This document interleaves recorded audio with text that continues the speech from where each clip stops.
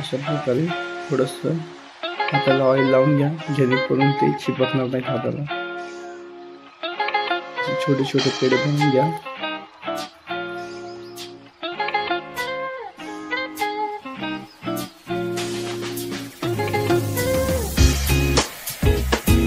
थोडंसं ऑइल टाकून एका बाउलमध्ये घेऊन टाका. ऑइल टाकल्यामुळे ते एकमेकाला चिपकणार नाही. आता आपण छोटे छोटे लाटून घेऊया गोल साईज मध्ये.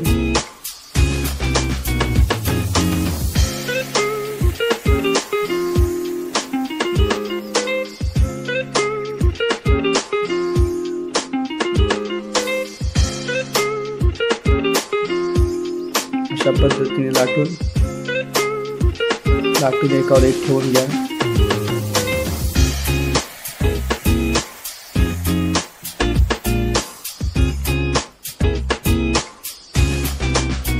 आपण इथे याच्यावर 10 ते 12 पुरी ठेवली होती. आता ती आपण एकत्र करून लाटून घेऊया मोठ्या साईज मध्ये. पातळ लाटून घ्या अशा पद्धतीने.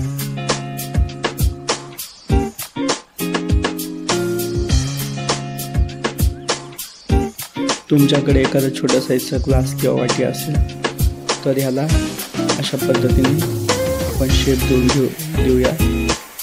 पाहू शकता. जास्त मोठा पण साईज नका करू.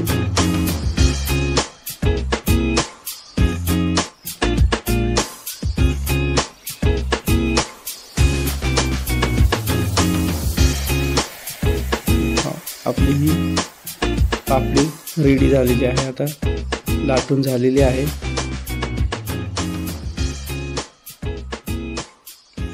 अशा पद्धतीने आपण सगळे पापडी बनवून घेऊया.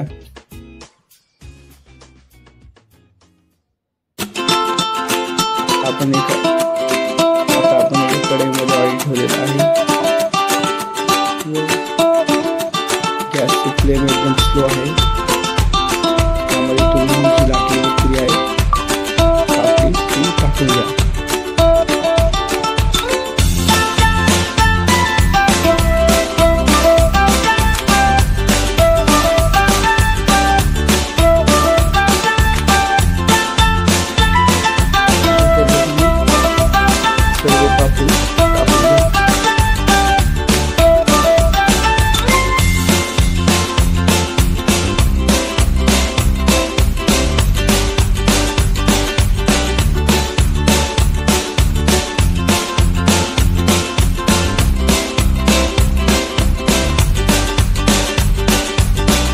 पाहू शकता कसं ब्राऊन कलर आलेला आहे आता आपल्या पापडीला.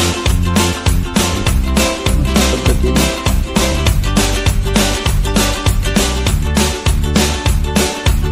आपण आपली पापडी करून रेडी झालेली आहे.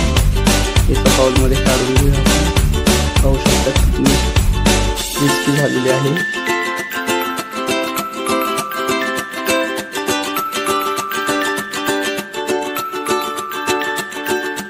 आता आपण एका प्लेटमध्ये टाकून घेऊया.